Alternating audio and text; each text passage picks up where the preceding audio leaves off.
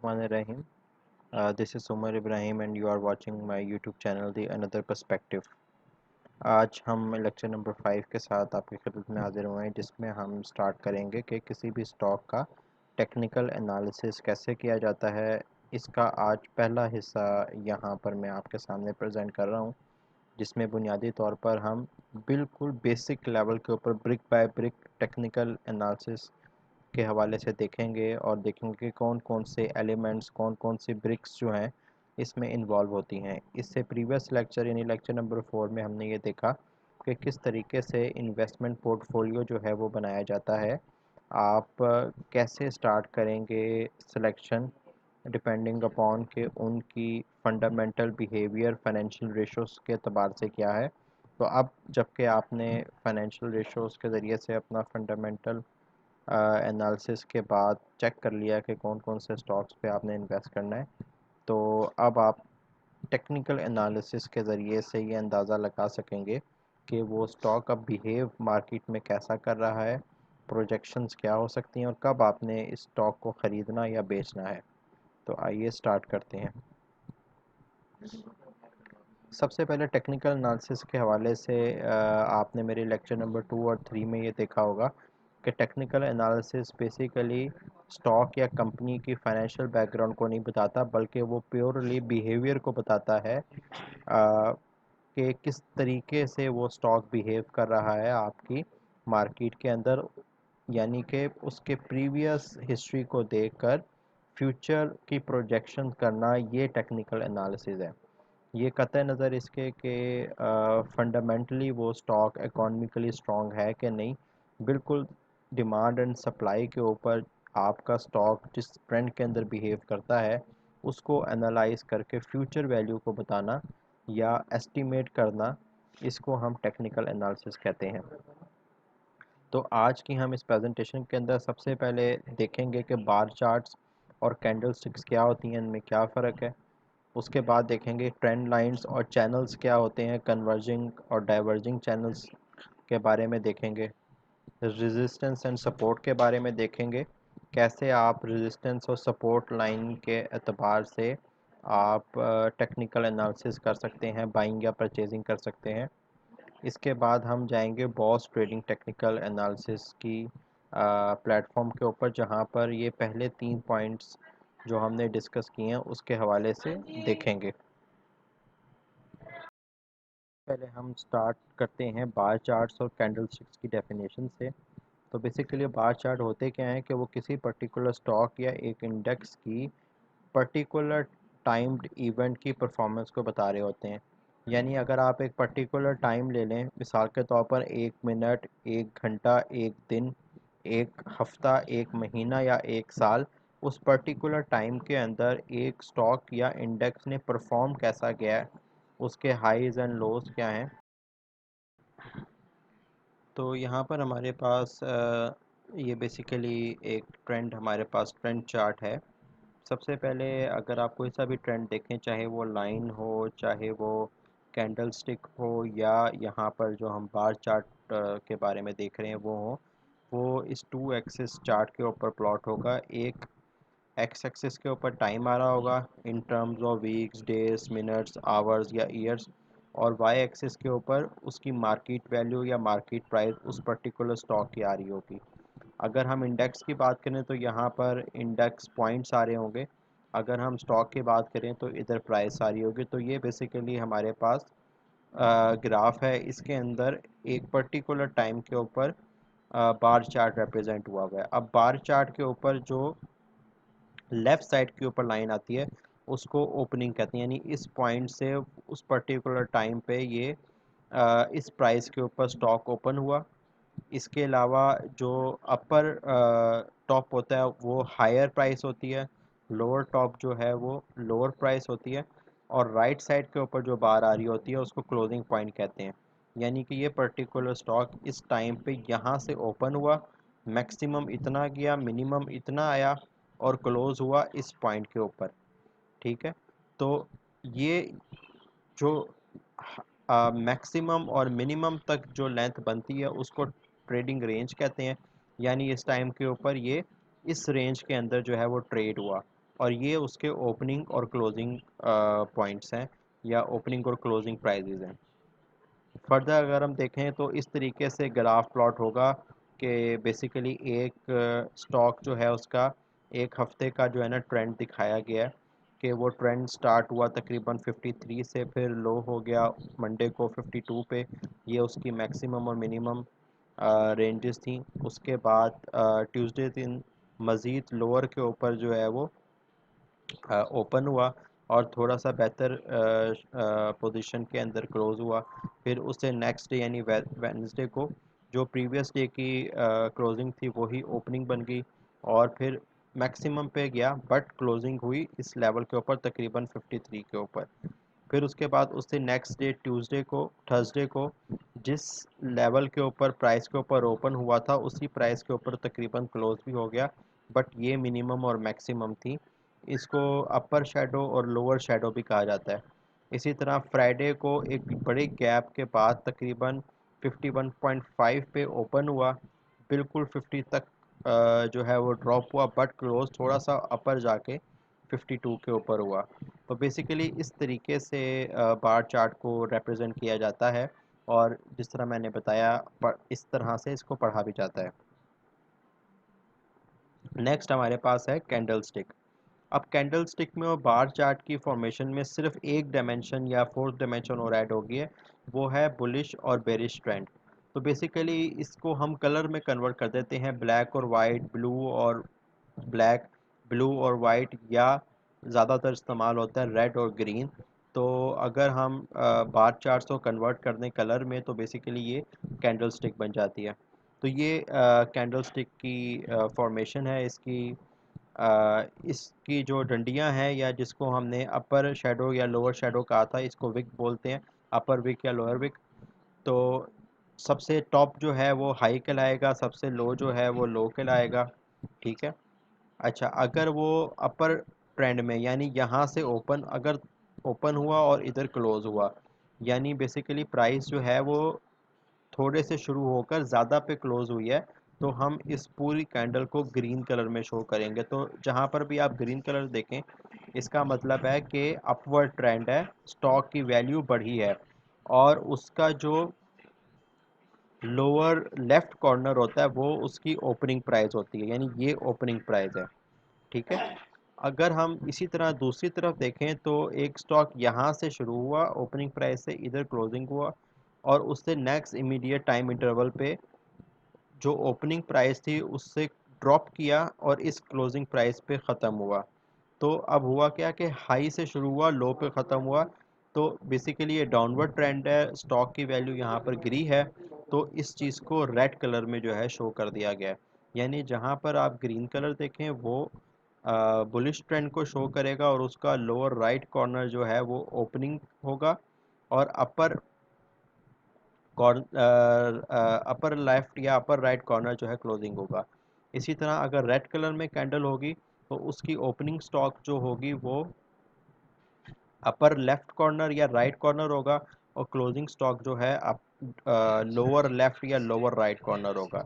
यानी ये यहाँ पर ये इसकी क्लोजिंग होगी और ग्रीन के केस में ये इसकी क्लोजिंग होगी।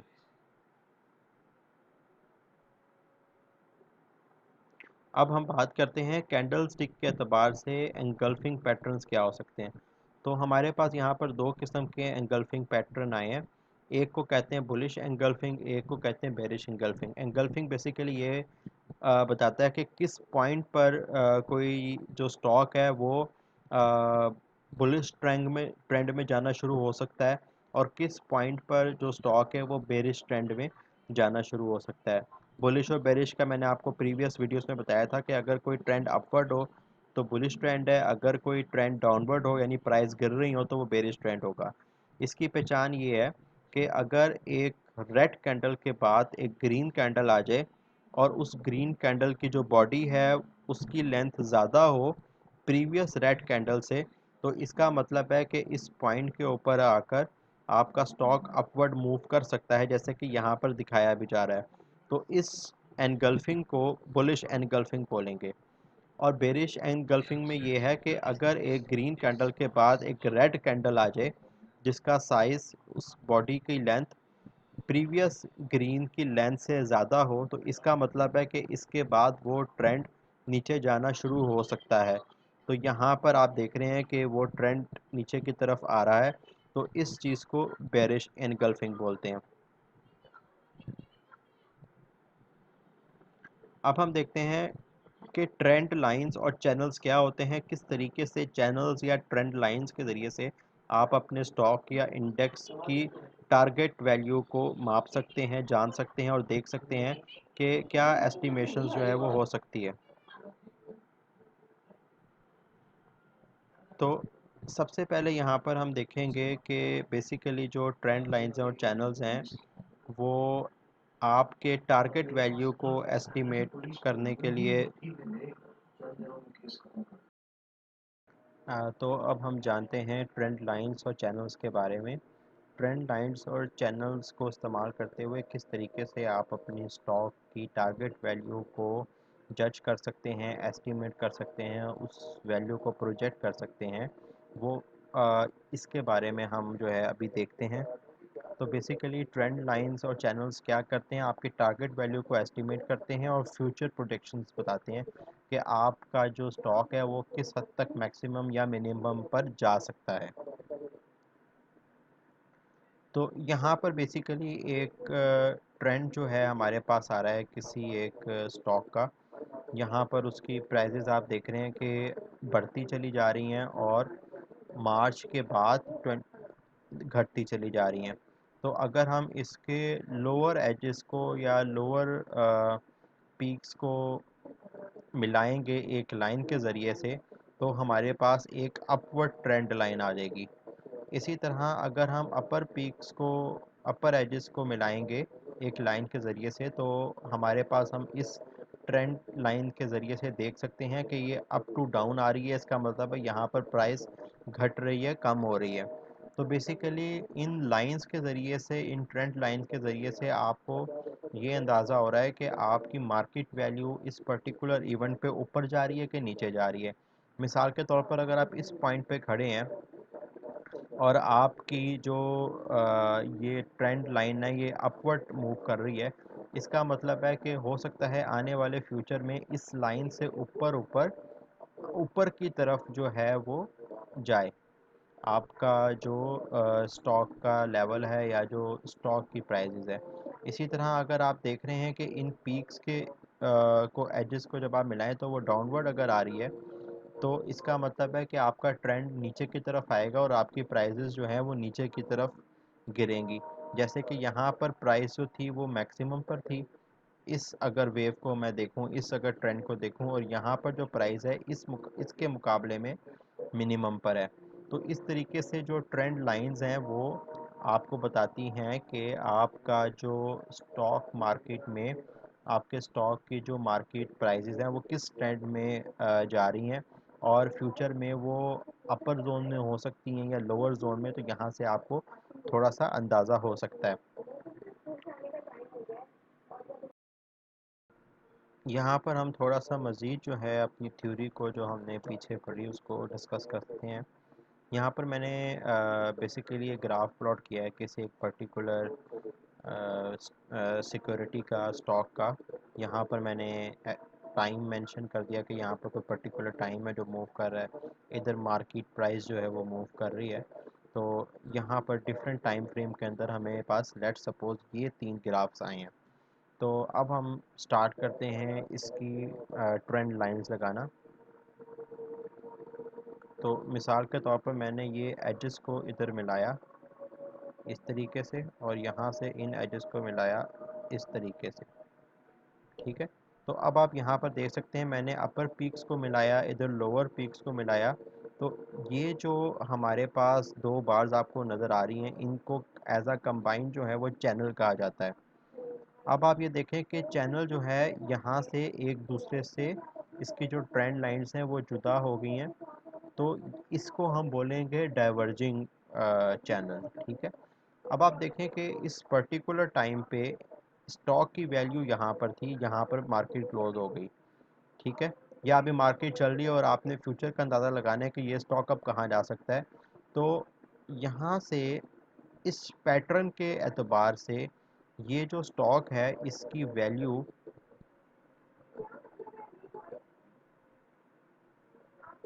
यहाँ तक आ सकती है।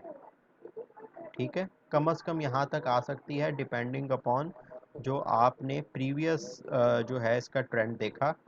तो यहाँ पर जो भी वैल्यू बन रही होगी यहाँ पे, ये आपका अंदाज़ा हो सकता है कि आने वाले वक्त में नेक्स्ट टाइम फ्रेम के अंदर ये वाला जो स्टॉक है वो तकरीबन इस जगह पर पहुंच सकता होगा या पहुंच जाएगा।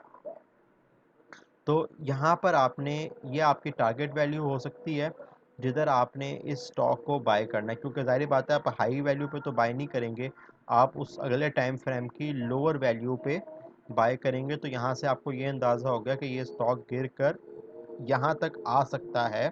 तो यहाँ पर आप अपना लिमिट सेट कर देंगे और इसको शॉर्ट बाय कर लेंगे या लिमिट बाय जो है यहाँ पर कर लेंगे। ठीक है, इसी तरह अगर हम इस ट्रेंड को देखें, जो सेकंड नंबर का ट्रेंड है,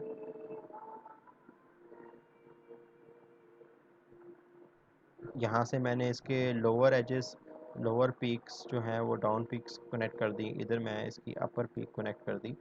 तो यहाँ पर आप देखें हमारे पास ये एक पैटर्न आ रहा है। तो ये जो चैनल होगा, इसको इन दोनों को मिला के हम एक चैनल बोलेंगे। ये चैनल जो है इसकी ट्रेंड लाइंस कन्वर्ज हो रही हैं, यानी आगे जाके ये एक दूसरे को इंटरसेक्ट कर सकती हैं। ठीक है, अब मिसाल के तौर पर यहाँ इस पर्टिकुलर टाइम में यहाँ पर आके स्टॉक रुका है। अब हमें देखना है कि इसकी फ्यूचर वैल्यू क्या हो सकती है। तो इस चैनल के एतबार से आपकी जो फ्यूचर वैल्यू है वो तकरीबन यहाँ तक जो है वो जा सकती है।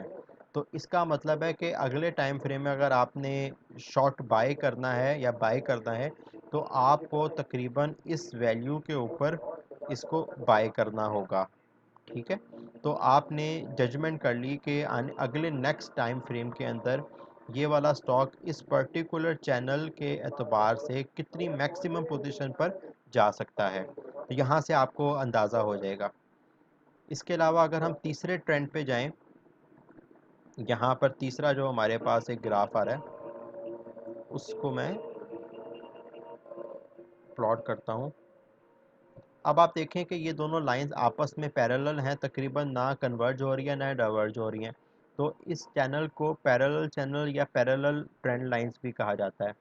तो यहाँ पर भी अगर हम देखें कि यहाँ पर हमारा स्टॉक जो है वो रुका था, तो इसकी जो फ्यूचर वैल्यू है वो क्या हो सकती है, वो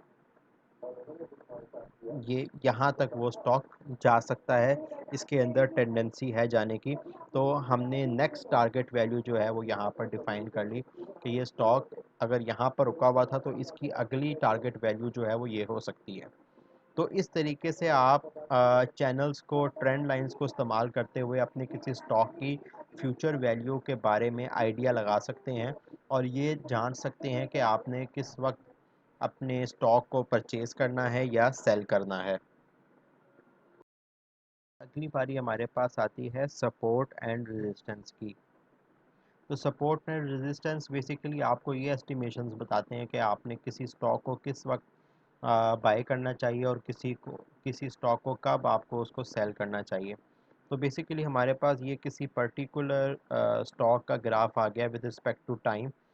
यहाँ पर आप देखें कि रेजिस्टेंस बेसिकली वो लाइन होती है जो टू या टू से ज़्यादा मल्टीपल पीक्स को मिलाकर बनाई जाती है। ये ट्रेंड लाइन जो है, यहाँ पर जो अपवर्ड पीक्स होंगी उसकी लाइन जो है वो रेजिस्टेंस कहलाएगी। अब रेजिस्टेंस क्या है, वो रेंज या वो लिमिट जिससे ऊपर कोई ट्रेंड नहीं जा सकता, उसको रेजिस्टेंस बोलते हैं।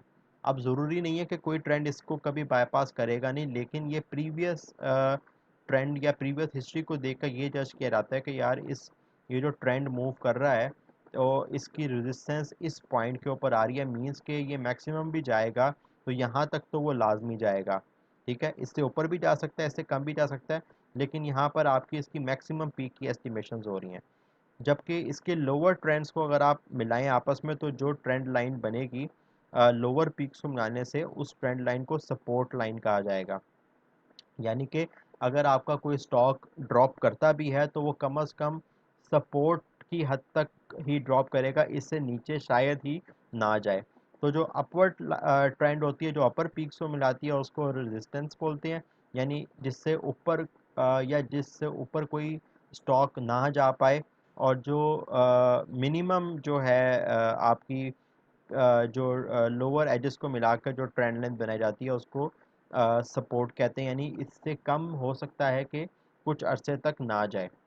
तो अगर कोई स्टॉक जो है वो डिक्लाइनिंग फेज़ में है मुसलसल, तो होता ये है कि आपकी face to face, time to time जो सपोर्ट है, वो ही अगले वेव की रेजिस्टेंस भी बन जाती है। मिसाल के तौर पर यहाँ पर एक ट्रेंड जो है वो नीचे गिर रहा है, और आप देख रहे हैं कि इस पर्टिकुलर टाइम फ्रेम में जो वेव आ रही थी, उसमें जो सपोर्ट थी, वो अगले पर्टिकुलर टाइम फ्रेम में इस वेव की रेजिस्टेंस बन गई है, क्योंकि आपका जो ग्राफ है, जो ट्रेंड है, वो सपोर्ट लाइन से भी नीचे आके गिर गया। अब जब सपोर्ट लाइन से नीचे आके गिर कर ट्रेड करेगा, तो उसकी जो पीक्स होंगी वो प्रीवियस ट्रेंड की सपोर्ट के बराबर होंगी। तो वो क्या होगा, वो जो ट्रेंड लाइन है वो अगली अगले वेव की रेजिस्टेंस बन जाएगी। और इसी तरह अगर और नीचे गिरेगा, तो जो उसकी जो सेकंड वेव की जो सपोर्ट थी, वो थर्ड वेव की रेजिस्टेंस बन जाएगी। तो इस तरीके से जो है ना, सपोर्ट रेजिस्टेंस जो है एक दूसरे को शफल कर रही होती हैं, डिपेंडिंग अपॉन कि वो स्टॉक जो है वो ऊपर जा रहा है या नीचे आ रहा है। अगर हम इसका उल्टा करें, तो ये होगा कि इस इस पर्टिकुलर वेव की जो रेजिस्टेंस होगी, वो अगली पर्टिकुलर वेव की सपोर्ट बन जाएगी। इसी तरह उस वेव की जो रेजिस्टेंस होगी, वो अगले की सपोर्ट बन जाएगी। तो यहाँ से हमने ये जज किया कि अगर एक सपोर्ट अगले की रेजिस्टेंस बन रही हो, तो इसका मतलब है कि स्टॉक जो है वो डिक्लाइनिंग कंडीशन में है। अगर एक की रेजिस्टेंस अगली वेव की सपोर्ट बन रही हो, इसका मतलब है कि वो जो ट्रेंड है वो अपवर्ड कंडीशन के अंदर है। तो यहाँ पर जो हमने पहले से ग्राफ स्टडी किए थे, इधर जैसा कि प्रीवियस स्लाइड के अंदर हमने देखा कि यहाँ पर मैंने मेंशन कर दिया है कि हर चार्ट की, हर ट्रेंड की सपोर्ट और रेजिस्टेंस जो है वो क्या क्या हो सकती है। तो सपोर्ट वो वैल्यू जिसके नीचे पॉसिबली कोई आपका जो ट्रेंड है वो नहीं आ सकता, और रेजिस्टेंस वो वैल्यू जिसके ऊपर पॉसिबली जो है आपका कोई मार्केट प्राइस जो है वो नहीं जा सकती। इस केस के अंदर भी ये ऊपर वाले बार जो है वो रेजिस्टेंस बन जाएगी, नीचे वाली सपोर्ट। यहाँ पर ये रेजिस्टेंस, ये वाली सपोर्ट, इधर इसको रेजिस्टेंस और इसको सपोर्ट बोल सकेंगे।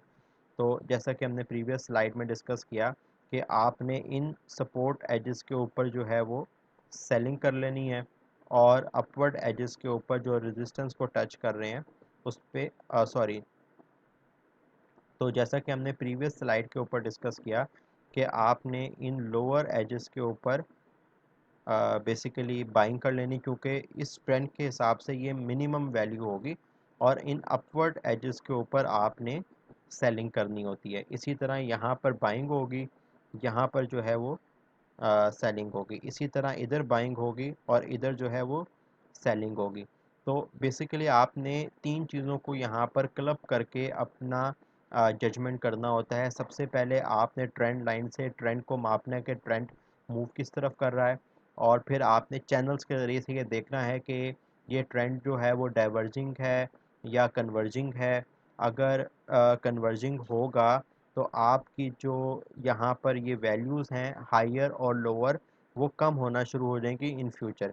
क्योंकि यहाँ पर देखें, ये मैक्सिमम लो था, ये मैक्सिमम हाई था। यहाँ पर इस ट्रेंड के हिसाब से ये मिनिमम लो है और ये मिनिमम हाई है। तो आपने चैनल्स कौन सी टाइप का है, ट्रेंड लाइंस क्या बता रही हैं, और आपकी रेजिस्टेंस और सपोर्ट कहाँ पे लाई कर रही है, इन तीनों चीज़ों को आपस में क्लब करके जो है अपने फ्यूचर वैल्यू या टारगेट वैल्यू का आइडिया लगाना होता है। हम इस वक्त बॉस ट्रेडिंग टर्मिनल के टेक्निकल एनालिसिस के प्लेटफॉर्म के ऊपर हैं, और ये मैंने के एस सी 100 इंडेक्स का चार्ट बेसिकली ओपन किया हुआ है। और अभी आप जानते हैं कि हमारी जो इंडेक्स नंबर है वो 40442 के ऊपर इस वक्त क्लोज़ हुआ है। और यहाँ पर हम कुछ चीज़ें जो हमने प्रीवियसली डिस्कस की हैं उसको एक एक करके देखना शुरू करते हैं। तो सबसे पहले हम स्टार्ट करते हैं बेसिकली जो मेरी यहाँ पर मैंने चार्ट इस्तेमाल किया हुआ है। यहाँ पर मल्टीपल किस्म के चार्ट्स जो है ना मुझे मिल सकते हैं। मिसाल के तौर पर ये मेरे पास बार्स आ गई जो हमने डिस्कस की थी, बार चार्ट रिप्रेजेंटेशन। यहाँ पर मेरे पास कैंडल्स आ गई, तो आपको रेड ग्रीन कैंडल्स के ऊपर जो है ये चार्ट जो है फॉर्मेशन नज़र आ रही है, और यहाँ पर मेरे पास लाइंस आ गई।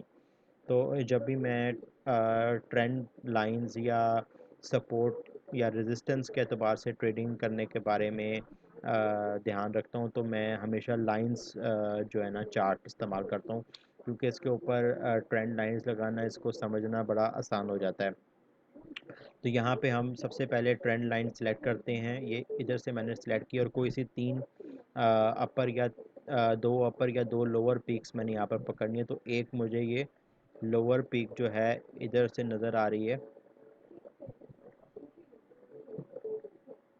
इसको मैंने इधर मिला दिया, इसको रेड कलर कर दिया। और दूसरी पीक अपर जो है वो मुझे ये नज़र आ रही है, तो यहाँ पर मैंने इसको इधर से मिला दिया, और इसका कलर जो है मैंने यहाँ पर ब्लू कर दिया।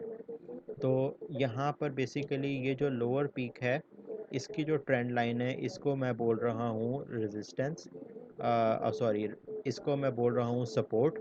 और ये जो मेरे यहाँ पर ब्लू लाइन आ रही है, इसको मैं रेजिस्टेंस बोल रहा हूँ। यानी इस पर्टिकुलर टाइम फ्रेम में मेरा जो यहाँ तक अगर आ गया है मेरा टारगेट, तो उससे नेक्स्ट टारगेट जो है मिनिमम इतना हो पाएगा और मैक्सिमम इतना हो पाएगा। कतई नज़र इसके कि आगे क्या हुआ है, अभी हम देखते हैं कि लेट सपोज़ कि यहाँ पर जो है आपकी ट्रेंड आ गई है और आगे अभी अगला दिन शुरू होना है। तो यहाँ पर जो मिनिमम है इस प्रीवियस ट्रेंड के अतबार से वो यहाँ पर हो सकता है। तो अगर मैं इसकी एक लाइन खींचूँ इस पीक से यहाँ पर, तो मेरे पास इधर जो रेजिस्टेंस और बनती है, वो रेजिस्टेंस मेरे पास इधर बन रही है तकरीबन 4185 की, और अगली मेरे पास रेजिस्टेंस बनती है तकरीबन 4036 की, इस पर्टिकुलर चैनल के मुताबिक, जो बेसिकली यहाँ पर लग रहा है कि डाइवर्जिंग चैनल है। और जो नेक्स्ट इस सपोर्ट लाइन के अतबार से जो नेक्स्ट लोवेस्ट नंबर होगा, वो यहाँ पर रेजिस्टेंस सपोर्ट जो है वो हो सकती है तकरीबन 3474 की। ठीक है, तो यहाँ पर ये हमारी जजमेंट हुई कि सबसे कम गिरा भी तो 3669 तक जो है वो आ सकेगा, लेकिन यहाँ पर टेक्निकली वो नहीं आया, यहीं से ऊपर जो है डाइवर्ट हो गया। तो इस तरीके से आप ट्रेंड लाइंस का इस्तेमाल करते हुए जजमेंट दे सकते हैं कि पर्टिकुलर वेव के अकॉर्डिंग, ट्रेंड के अकॉर्डिंग आपकी जो सपोर्ट है वो क्या रहेगी, आपकी नेक्स्ट टारगेट वैल्यू क्या हो सकती है, और आपकी जो रेजिस्टेंस है वो क्या हो पाएगी। इस तरीके से आप जो है यहाँ पर ट्रेंड लाइंस, चैनल और सपोर्ट और रेजिस्टेंस के तौर पर जो है अपनी जजमेंट, अपने टारगेट वैल्यू की, अपनी सेलिंग की, अपनी बाइंग की जो है वो कर सकते हैं। तो होपफुली आपको ये वीडियो, ये लेक्चर जो है वो काफ़ी आपके लिए इंफॉर्मेटिव रहा होगा। अगले लेक्चर में हम इसका दूसरा पार्ट जो है डिस्कस करेंगे, मुख्तलिफ़ किस्म की फॉर्मेशंस के बारे में देखेंगे कि किस किस किस्म की फॉर्मेशंस जो है वो एक ट्रेंड के अंदर हो सकती हैं, और किस तरीके से हम उन फॉर्मेशंस का इस्तेमाल करते हुए फ्यूचर या टारगेट वैल्यू को प्रेडिक्ट कर सकते हैं। और इससे प्रीवियस लेक्चर में, जिसका नीचे लिंक भी दिया गया है, हमने डिस्कस किया था कि इन्वेस्टमेंट पोर्टफोलियो जो है वो कैसे बनाते हैं फाइनेंशियल रेशोज़ का इस्तेमाल करते हुए। तो अगर आपने मेरी ये वाली वीडियो नहीं देखी, तो आप पहले ये वीडियो देखें, ताकि आपको इससे अगली वीडियो को अंडरस्टैंड करने में आसानी हो सके।